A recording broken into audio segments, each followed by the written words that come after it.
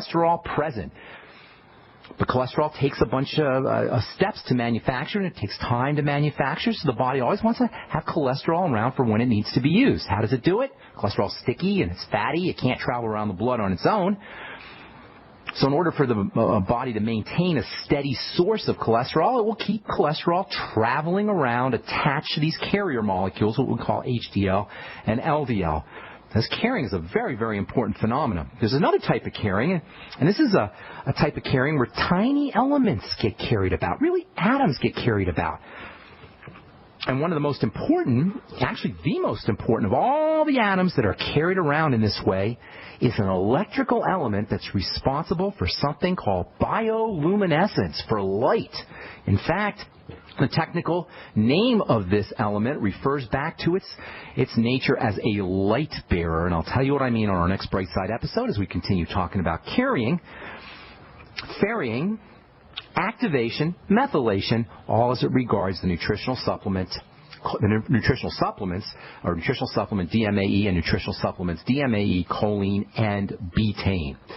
All right, our number today, 855-660-4261. Got a line open for you. We welcome your phone calls on the bright side if you've got questions about health, nutrition, prescription drugs, the longevity products, medications, or if you just want to share a success story or contribute to the conversation. 855-660-4261 is your number on the bright side. Let's go to Tony in Texas. Good morning, Tony. What's up, buddy? So I just had a comment and a question. Sure. I've been taking the tangy tangerine for about 2 years or so, and it's great. I'm 60. I play tennis 5-6 times a week, and I keep up with the younger guys. Good. Do you take it before you go out and play tennis? Well, I take it throughout the day. I try and drink it in the morning and in the afternoon, and then I usually drop off towards the evening, so it's pretty much in me all day. Good deal. Thanks for sharing that, Tony. But the question I had was, and this happened to me years ago. I was working for a company where I was on a job site, construction job site, and I stepped on a nail, a rusty nail, pulled my boot off, and saw a little bit of blood, and that had broken the skin. So I started asking people, should I get a tetanus shot? And they said, well, you don't, you'll get lockjaw. And I said, I don't want that. So I went down to a clinic and got a shot the next day. Now, if you had that situation, what would you do? What would I do? That's a great question. Personally, I probably would get a tetanus shot. Tetanus is a medical condition that's characterized by contractions. Tetany means to contract. Tetany actually means to stretch. Comes from the word same place that we get the word tension from. Tetanus is a kind of long-term contraction of muscles, especially in the jaw, and you end up with, as you say, lockjaw, where you can't open up your jaw. Usually, it's very rare that it occurs. You have to have a deep kind of puncture wound, as you say, when you step on a nail.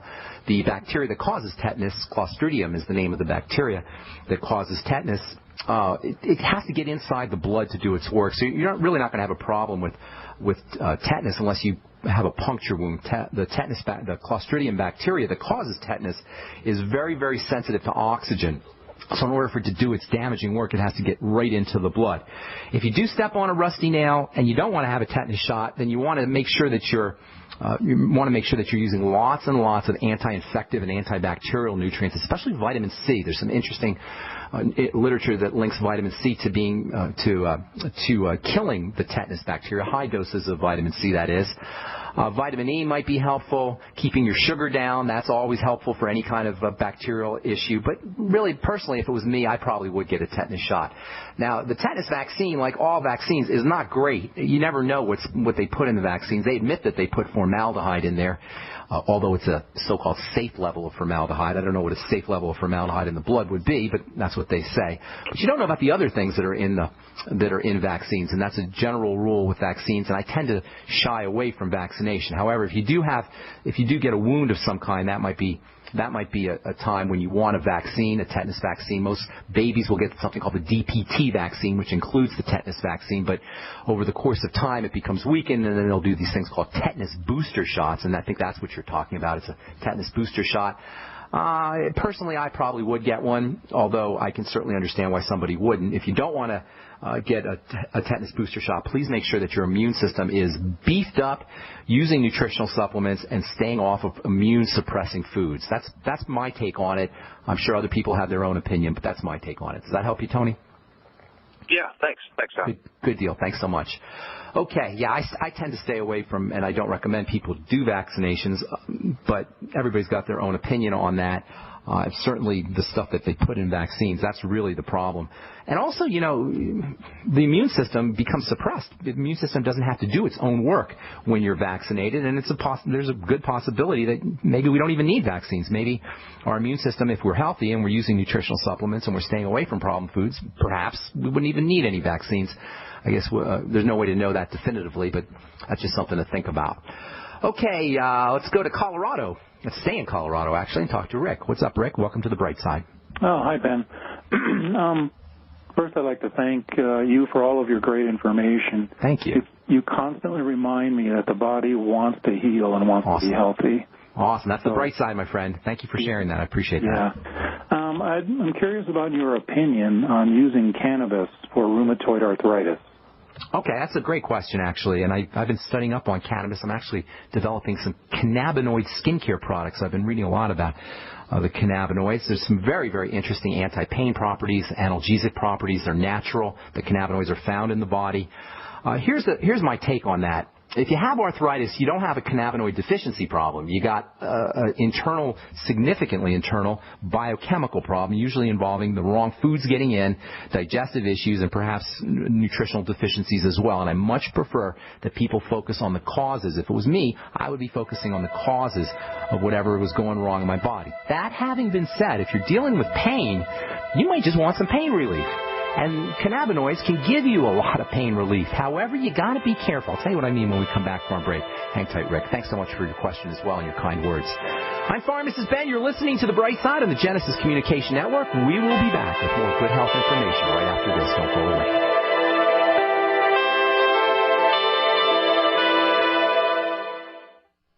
Over a year ago, I began to do a lot of research into why, even though I had a pretty good-sized meal, that I was still starving. And my research led me to a well-known fact that most of the soils that we grow our crops on here in the United States and across the industrialized world are almost completely depleted of almost all of the key minerals and trace elements that our bodies need to rebuild themselves, fight off cancer, and be healthy. I then searched out the best vitamin and mineral company out there and discovered Youngevity. The Youngevity products are designed to give you the real nutrition you need, and once you've got that, you don't have to eat as much to be satisfied. I've lost 37 pounds in 2 months, simply getting the vitamins and minerals I need. Check it out for yourself. It's incredible. Go to InfoWarsTeam.com today and order your first canister of Beyond Tangy Tangerine Complete Multivitamin Mineral Complex Dietary Supplement. That's InfoWarsTeam.com.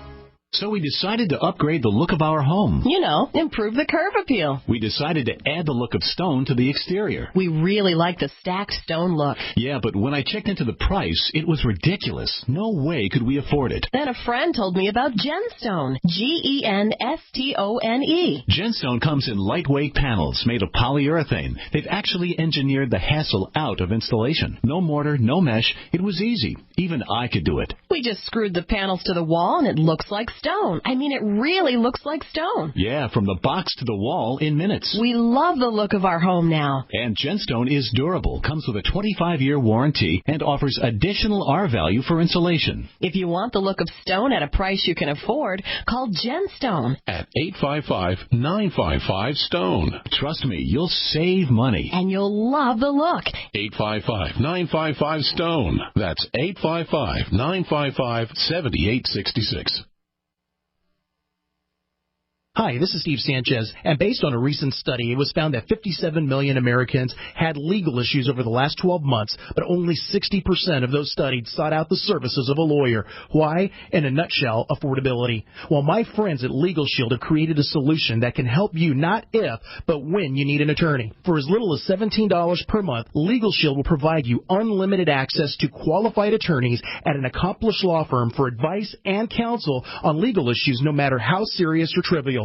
For over 40 years and with 1.4 million families across North America, Legal Shield can help you, the loyal GCN listener. Representatives are standing by now to answer your questions, so call them now at 1-855-340-SAVE. That's 1-855-340-7283, or visit them at lsprotection.com. That's lsprotection.com. Results will vary from case to case. Don't complain about your cable bill going up and up and up. Do something about it. Grab a pencil and jot down this special number, 1-855-905-MY-TV. The more cable TV rates go up, the better digital satellite TV looks. Say goodbye to the cable guy and get more of your favorite channels in 100% digital quality for less money. Call 1-855-905-MY-TV. Sign up for packages starting as low as $19.99, and there's no equipment to buy. You get free HD TV upgrade, a free DVR upgrade, and free professional installation. You control what you watch when you watch it. Record your favorite shows. Pause and rewind live TV. Even skip the commercials. Watch local channels too. At just $19.99, what are you waiting for? Pull out your major credit or debit card. Call 1-855-905-MY-TV. 1-855-905-MY-TV. Say goodbye to the cable guy. Cut costs and get more. 1-855-905-MY-TV. 1-855-905-MY-TV. Not just an alternative to the mainstream media. We're the premier independent talk radio network. We are G.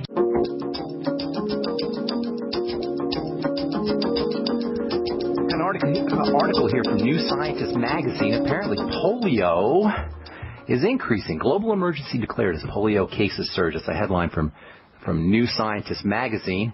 And the article continues on to say that polio disease occurs only in 1 in 5 people, or 1 to 5 people out of every 1,000 who encounter it for the first time, and everyone else becomes immune. We become immune to polio, most people, that is. 999 out of 1,000 people become immune to polio after they become exposed. This is what I was saying earlier about how vaccination may not necessarily be, it may not be necessary. We may become immune to the things that we're being vaccinated against simply by being exposed to the bacteria. Vaccination may not be necessary, although that's a decision that you guys are going to have to make on your own. Okay, let's see. We're talking to Rick in Colorado. Are you there, Rick? I am, yeah. Okay, rheumatoid arthritis. Rheumatoid arthritis, as opposed to osteoarthritis, is an autoimmune disease. It's when the body's immune system freaks out and attacks itself. Osteoarthritis is a wear and tear, degenerative aging kind of breakdown. Rheumatoid arthritis involves the immune system. That's why the drugs they give you are immune suppressants. They figure, well, if your immune system is overactive, we'll just shut it down. Personally, I think that if the immune system is overactive, you want to ask, why is it overactive, not shut it down. But that's how the medical model works. So if you have rheumatoid arthritis, the one thing you want to ask yourself is, why is my immune system hyperactive? And you'll usually find that there's some kind of food that's involved. Staying away from problem foods and then patching up a leaky gut, the holes that develop in the digestive system. That's your most important strategy and most helpful strategy, in my opinion, for dealing with rheumatoid arthritis or any autoimmune disease, no matter where it shows up. As far as cannabinoids go, yes, they are pain relieving. And you can use cannabinoid gels, cannabinoid creams, topical cannabinoid products that have some wonderful benefits. I'm a big proponent of using cannabinoids medicinally because we make our own cannabinoids, and you're, in essence, giving yourself something that your body's making anyway. The problem with the cannabinoids and with using cannabis is smoking. Smoking is not good. It's never good. And there's a lot of literature to suggest that cannabinoid smoking is worse than tobacco smoking, because when you smoke cannabinoids, you tend to hold in the marijuana smoke, and that means you're forcing that toxic tar and also resins and other substances that are in the pot plant, in the marijuana plant, deep inside the lungs, and that is never a good thing. Smoking is never good, but cannabinoid or marijuana smoking can be especially problematic. If you want to eat your pot, and a lot of folks are eating marijuana these days, that's a little bit different, and you can get some pain relief from using cannabinoids, eating cannabinoids, as well as using them topically. And that would be the way that I would go. But really, the most important thing, aside from the analgesic or pain relieving properties, the cannabinoids, the most important strategy for dealing with autoimmune problems and rheumatoid arthritis, in my opinion, is getting to the problem at the causal level, getting to the root, literally, of the tree of disease, and that means most especially quieting down the immune system using digestive strategies, nutritional strategies, and also perhaps immune-boosting strategies as well. Vitamin C, vitamin E, alpha-lipoic acid, N-acetylcysteine, and various other nutritional supplements that you can take to help support the immune system. Does that help you, my friend? It does, yeah. Thank you so much, Rick. And don't forget essential fatty acids, and, of course, don't forget the Healthy Start Pack and the glucogel caps as well. Thanks for your call. Rick, appreciate it. Moving on, let's go to Tyler.